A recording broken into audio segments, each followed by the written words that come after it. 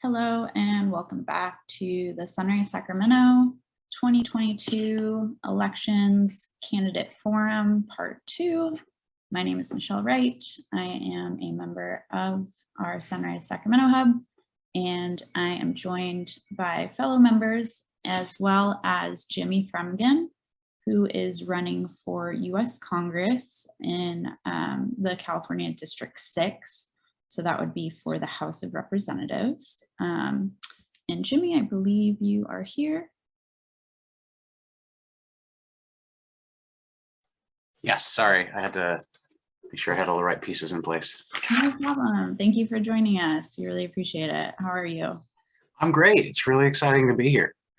Awesome. Okay, so just to give you a rundown of the process today, you will first dive into a 5-minute introduction, opening statement, and after that, we'll do a 25-minute Q&A that I will be leading.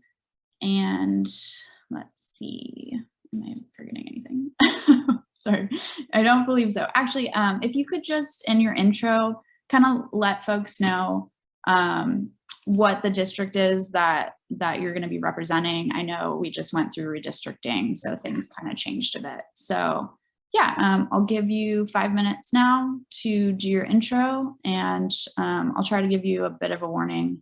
Probably I'll give you a 1-minute warning around 3:45. So go ahead. Okay, sounds good. Well, thank you, Michelle, and thank you everybody for having me here. I'm Jimmy Fremgen. I'm running for Congress here in Sacramento. I'm actually running in the newly created 7th district of Sacramento. So it's the old 6th district. We, of course, know that we split Sacramento into a couple different pieces. And I know that we've all been on a lot of Zoom calls. I also teach high school, and I've been on computers all the time, all week. So I know that you don't need anybody talking at you for very long. I want to get past the me talking part and get to the you talking part so I can answer any questions that you might have. But I want to tell you a little bit about myself first. So the first thing I'll tell you is the first thing that I told my old boss, Congressman Cummings, when I interviewed with him, geez, almost 7 years ago, which is that I'm a teacher. Once a teacher, always a teacher. But I'm a teacher in the modern economy. I'm a teacher that has to work 2 jobs to make ends meet. I work as a bartender in Midtown as well. I'm a member of the queer community. I'm a millennial. I'm a member of the generation that grew up with school shootings, that grew up on the business end and will continue to live on the business end of climate change for the rest of my life. I'm a member of the generation that watched elected officials gut our elections and gut our democracy for their own gain and decide that they were more interested in getting reelected and raising money than they were in protecting the vote. And I'm running for Congress here in Sacramento because I believe that we're running out of time. It's something that I know personally. I grew up with a heart condition. I still have a heart condition. And when I was 13, I sat across from a doctor who told me that if I wanted to be able to see graduation day, I would need to have a pacemaker defibrillator implanted in my chest right away. And I was ready. I mean, that's, as a 13-year-old, that's something that you're not prepared to hear. And so I said, okay, like I'll cancel my spring break plans. I'll change everything I need to do. Like, let's do this. Let's scrub in. Let's go. And he said, no, we got to work with your insurance to make sure that somebody will pay for it first. And so I know what it feels like to spend 3 months sitting around waiting for our broken healthcare system to catch up so that I could potentially live long enough to graduate high school. Later, I learned a lot about time and making the most out of the life that you have when my mom passed away from the same disease that I have when I was 19 and she was 45. In terms of my experience in our economy and in our community, I know what it feels like to lose everything during the pandemic. And the same day, a couple of years ago, I lost my job and my business overnight. I went from feeling like I was building a life for myself and building financial stability to having to be on unemployment.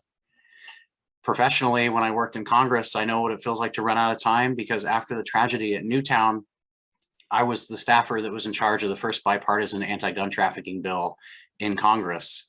And we took it to the Senate, and I watched as Senator Joe Manchin and several other members of the United States Senate failed to support the bill, and it died. And they decided that it was more important for their own political cause and their own reelection than it was to prevent school children from being murdered in their classrooms. we are learning, and we've continued to learn, that recycling the same policies and the same politicians over and over, it just doesn't work. It's not going to address homelessness. It's not going to address access to healthcare. It's not going to address the climate crisis. And I'm running because I think that persistence makes change. When I went to Capitol Hill, when I left my classroom, my first job was working for Doris Matsui. And I got offered a job in that office because I went to every single House office with my resume and I said, I want to work here. And they were the ones that said, okay. And then later, when I went and worked for Congressman Cummings, I showed up and I brought my resume and I said, I know that I emailed this, but I know that things disappear in email boxes and I want to bring this to you. And I showed up and he looked at me and he said, I want you on my team, not because you're qualified, because I personally don't think that you are, but because I know that your heart is in this fight. And I worked for him for 3.5 years. And over the course of that 3.5 years, I got to sit in rooms with people like John Lewis, people like President Barack Obama, people like Maxine Waters, Senator Warren, Senator Sanders. And I got to see what it looked like when somebody believed in the people that they served more than they believe in their donors. And so I'm running because I think that we have one life to live. Congressman Cummings said that we have one life to live and we don't get a dress rehearsal.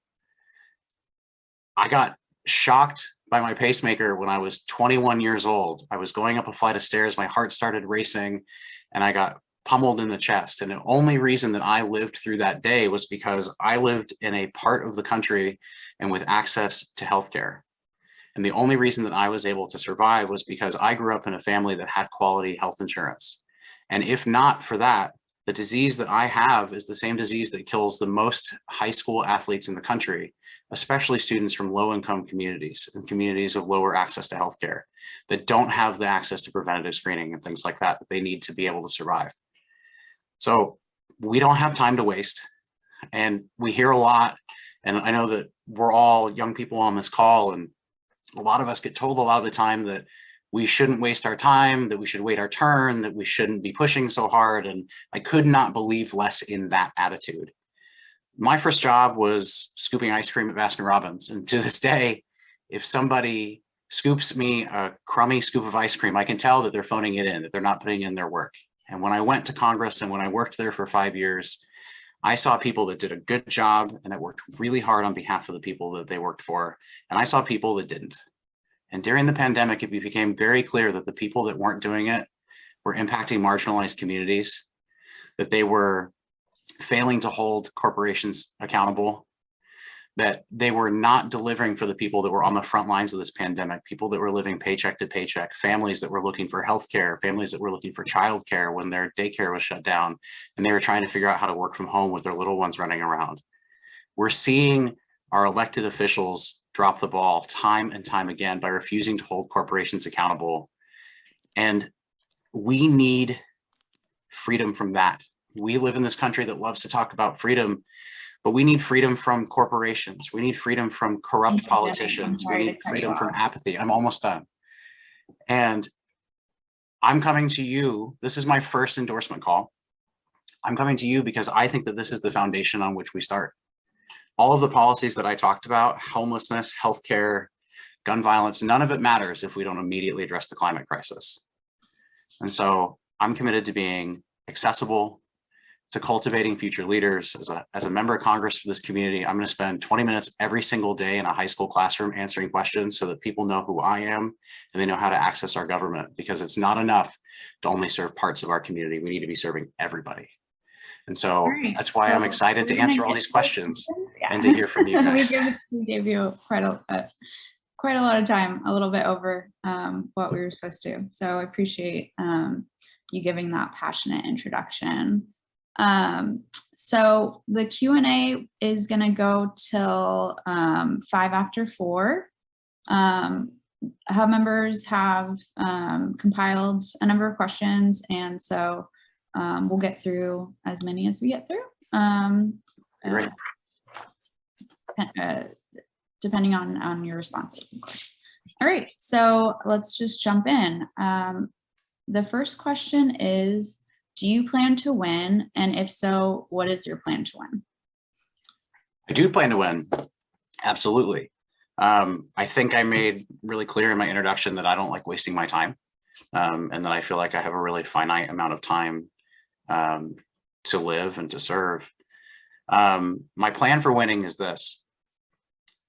I am somebody that believes in organization and believes in mobilization. I'm somebody that believes that we have this whole set of people that think that they can buy and sell our elections, and we have something that they don't. We have votes.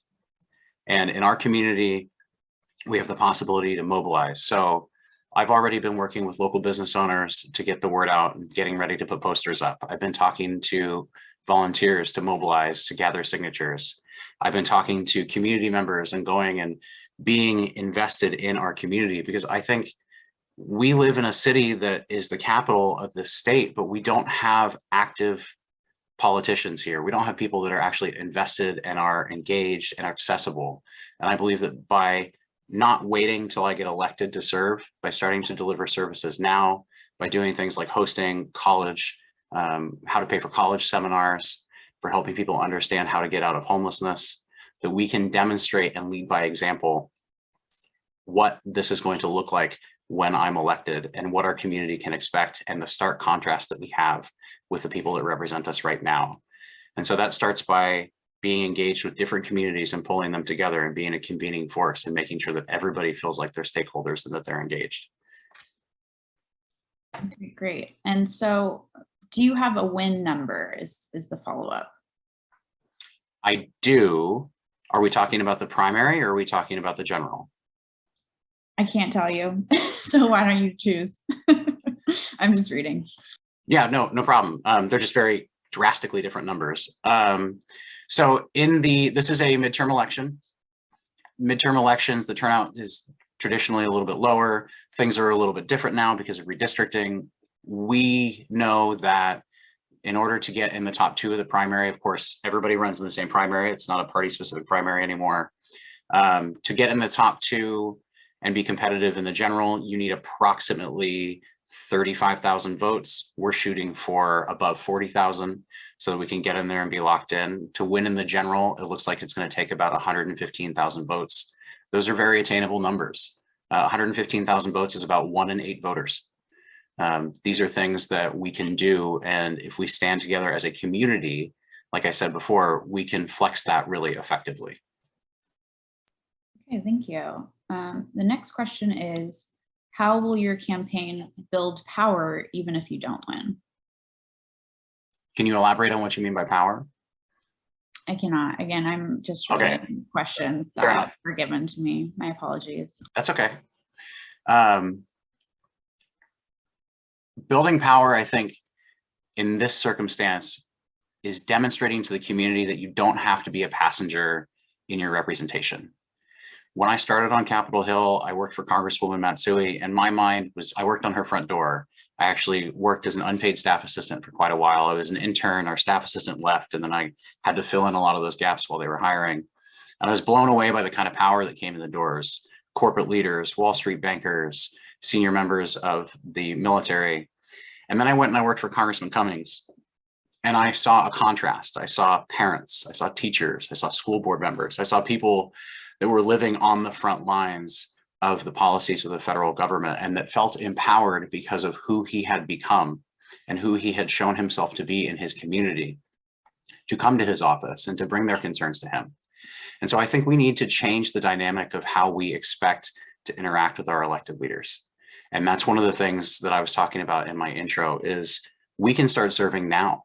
We can start providing services now, and we can demonstrate that this community, and I think we saw this a lot during the pandemic, we can demonstrate that our community is willing to stand together and is willing to serve one another, whether it's serving our unhoused neighbors, whether it's helping people with food insecurity, whether it's helping people make sure that they stay in their homes. The information is out there. We have a tremendous number of experts and leaders in this community.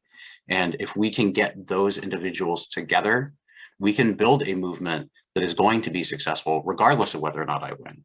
And if I don't win, I'm going to continue working with that movement and continue supporting that movement because I think that's a model that works. And I think it's a model that matters.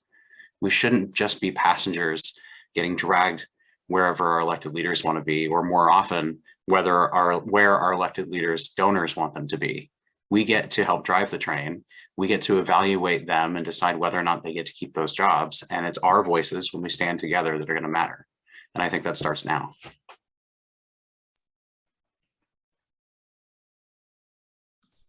Okay, thank you.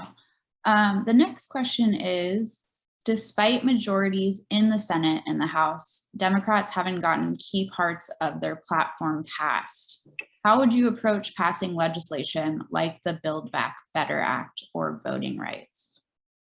Well, I think the first fundamental thing that we have to do is we have to end the filibuster right away. The filibuster is not, so I'm a little bit of a nerd on parliamentary procedure. It was my job, part of my job when I worked there. And the filibuster is not in the Constitution. It's not in the expectations for how we run our government. It is a tradition that was adopted and that was mostly grounded in blocking civil rights procedure.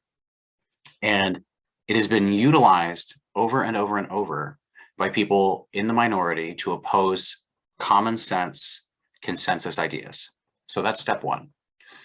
As a member of the House of Representatives, you have access to the floor of the United States Senate. And so one thing that I would do is if the Senate was voting on a piece of legislation like that, or was going to take a position on a piece like that, I would walk the 200 yards down the hallway and stand at the back of that chamber. And I would make sure that every single person in there knew that I was there and that my constituents wanted to see it passed. There are things that we can do. And you talk about passing legislation, and people talk about Congress and they say, well, we don't pass bills anymore. It doesn't really make any sense. It's not worth it. Congress doesn't matter. When I worked on House oversight, I saw Congressman Cummings used a whole toolkit and empowered us to use a whole toolkit of things to make change that weren't even legislative. I passed bills, I should say he passed bills. As a member of the congressional staff, you don't get to pass anything. You're just a ghostwriter for other people. But I helped pass bills when I worked there that were based on investigations that we did. We launched an investigation that found that 115 colleges and universities use illegal federal financial aid procedure to block access to highly selective schools for low income and students of color. And we published that investigation at the same time that we sent a letter to the Secretary of Education. We sent that letter to the New York Times, the Wall Street Journal, the Washington Post, and every college newspaper that had one of those schools. And within a month, we saw every single one of those schools change their practices for federal student aid. And we didn't even have to take a vote on the floor of the House of Representatives to change outcomes for hundreds of thousands of incoming students that year.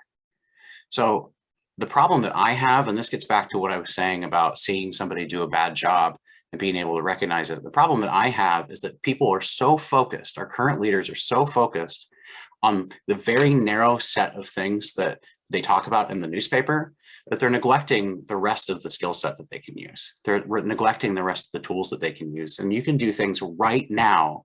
Well, I shouldn't say I can do things right now, but I can do things on day one as one of the most junior members of Congress that our elected officials have refused to do over the last 15, 20 years. Excellent, thank you. Our next question is, how have you previously contributed to solving community challenges? So during the pandemic, when I got laid off, I had a lot of time on my hands. And so I joined two nonprofit boards and I helped create some programs. So I tried to volunteer as much as I could. And before I even decided to run, I was going to the food bank and helping people get food. I was going to YXP Unite in Oak Park and handing out essential goods and services and talking to immigrant families and low-income families that were cramming into one car because that was all they had for the neighborhood, and helping them get their stuff. But on the boards that I joined and helped create, one of them is the United Core Alliance. We are a nonprofit that assists victims of the war on drugs, especially people of color.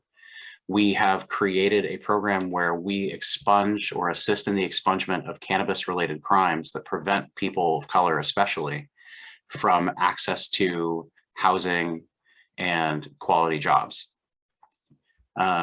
We work with cannabis companies to help employ a lot of those individuals once they get their offenses expunged, and making sure that we're pairing people with jobs where they can not only just have a job, but have a career, so that we don't have this constant cycle of entry-level jobs that keeps people at low economic status, so that there's an opportunity to climb that ladder. And in that same vein, I worked with a group called All My Friends Get Fed, which supports hospitality folks. So I talk about being a member of the hospitality community. I'm a bartender in Midtown, and overnight in Sacramento, we lost 18,000 jobs. There's 18,000 people that didn't know where they were going to live, that didn't know how they're going to pay for healthcare, that didn't know how they're going to pay for rent. And those people needed support. And a lot of them, once bars and restaurants started to reopen, started working double shifts, started taking hours that were beyond their physical capability just because they were so concerned about their economic stability. And so we would bring them food. We would bring them meals so that they could eat while they were eating or while they were working. And then we created a secondary program that we partner with community organizations that work directly with people experiencing homelessness and people coming out of homelessness. An example of that is St. John's Program for Real Change over in Rancho Cordova. And to take people that have hospitality experience, that might have worked in a restaurant, that might have worked in a bar, that might have worked in a hotel, and put them into career level jobs. So our first graduate of that program was placed earlier this year, and she went to work at the Kimpton Sawyer Hotel in their hospitality program, and she's already a manager there. And so all of this gets to the point of, if you think creatively, and if you take people in your community that are already doing really good work and you put them together, you have the opportunity to make change. And it's something that I'm really excited about, because those were things that I was able to do as a private citizen. With the heft of the federal government behind me, and with the heft of this title behind me, and the budget that comes with it, we can turn around and we can drive results directly into this community. We don't need anybody's permission. We don't need to pass legislation. Those are things that you can do just as a member of Congress by yourself. Great, thank you. Our next question is regarding Rep. Matsui. So she is currently co-chair of the House Sustainable Energy and Environment Coalition, and has branded herself as a House leader in clean energy legislation. Do you think she lives up to her brand? Please explain your perspective and what you would do differently.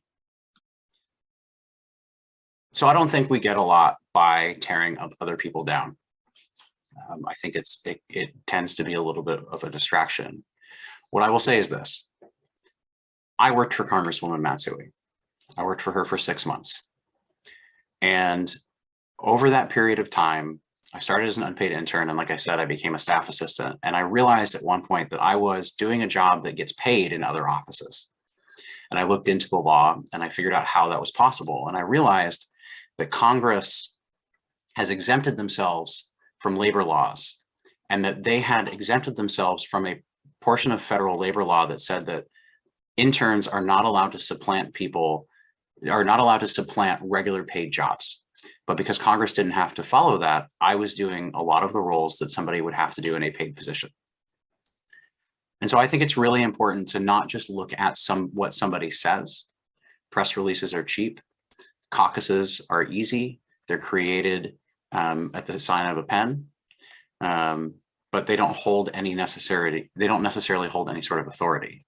I think if you look at the Congresswoman and you look at where her interests lie, she has interests in coal-fired plants in Bulgaria and in India.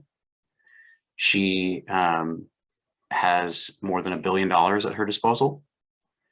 And you have to ask yourself whether the talk lines up with the walk, and if that's the kind of person and that's the kind of mentality that you want representing you.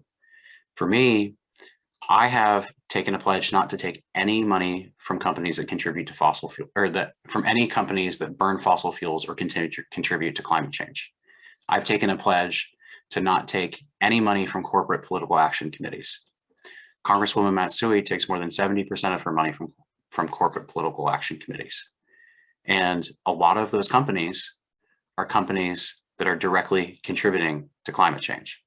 And so it's less about what's on paper and how they've been branded, and it's much more about the results. And Congresswoman Matsui has been in office for quite some time, and she has a long record, and you can go through and you can see the bills that she has introduced. You can go to congress.gov and you can put in her name and search her authorship. You can see the bills that she has fought to push out of committee and has fought to pass into legislation or pass into law. And you can see that with the exception of 1 or 2 items, every single piece of legislation that she has passed during her term has been related to the activity of the Smithsonian and has been related to her role as a board member at the Smithsonian Institution. And so you have to ask yourself, if somebody is working harder for the United States Smithsonian Institution than they are for the people that live here in Sacramento, where are their priorities really? Thank you so much, Jimmy. So quickly, what committees would you have your eye on? And I'm sorry, there's something covering the text. And do you think you would be assigned to them as a freshman?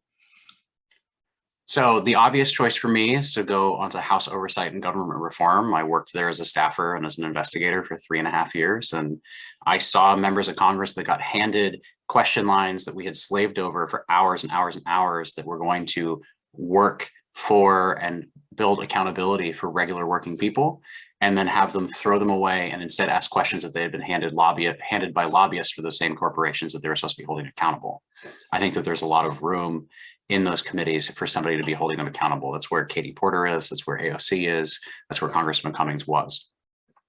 And I think it's an obvious choice for me in terms of leadership. If you want somebody that is new to be successful, you want to put them in places where they are going to be the most successful and where they are going to be a team player and where they are going to collaborate and be effective. And I think that I'm an obvious candidate for that committee. The other committee that I worked on, and I think I'm an obvious candidate for, is the Transportation and Infrastructure Committee. And one of the big reasons that I believe that I would be effective on that committee is because that is the nexus of transportation in this country. This district includes multiple airports, it includes multiple train stations, it includes waterways, and we know that one of the primary drivers of climate change in this country and on the planet is how we are burning fossil fuels for transportation. While on that committee, I would be right smack in the middle of the people that are making those decisions and the votes that are funding the projects that are going to affect the role that climate change plays in our future. And you said quickly, so I won't go on to my second point about that, but that's my answer. Appreciate that. Thank you so much.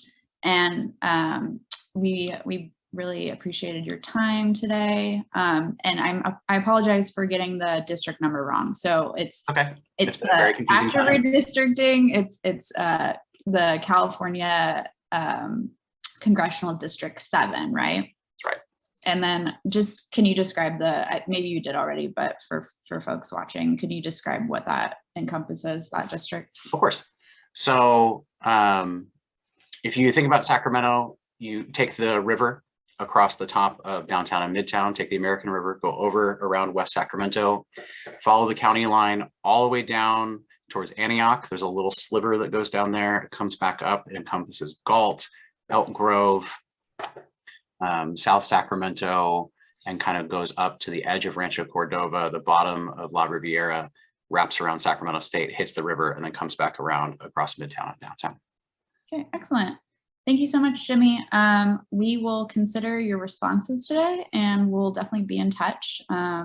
So if you don't mind logging off, we'll have a chat. I'll have a chat with some of my fellow hub members, and yeah, we'll get back to you. Thanks Sounds so much good. for being here. here. It's been wonderful to be with you guys all today, and I hope to have an opportunity to not see you through a computer screen. I think we've all had plenty of Zoom meetings. I hope so too. Let's hope that the campaigns this year aren't completely virtual again, or Amen. canvassing and that sort of thing. All right. All right. Have a wonderful day and enjoy the extra day off this weekend. Take care. Thanks, you too. Bye.